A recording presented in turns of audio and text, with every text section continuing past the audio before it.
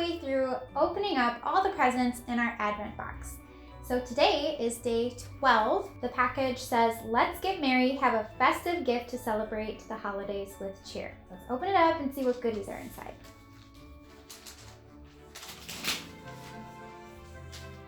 So, as you may have guessed from the outside of the hint, there's some holiday patterns on the inside. So here we have our Bailey stocking.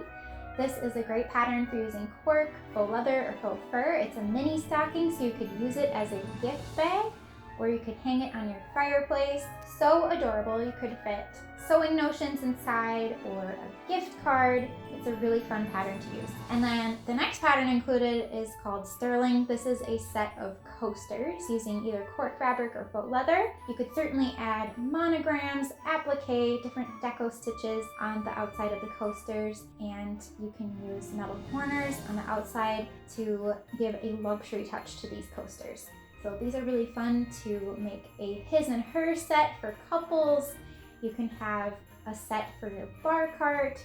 It's just a great all-around versatile pattern. So I hope you enjoyed today's gift, and I will see you tomorrow for December 13th, and we'll open up another gift. See you then.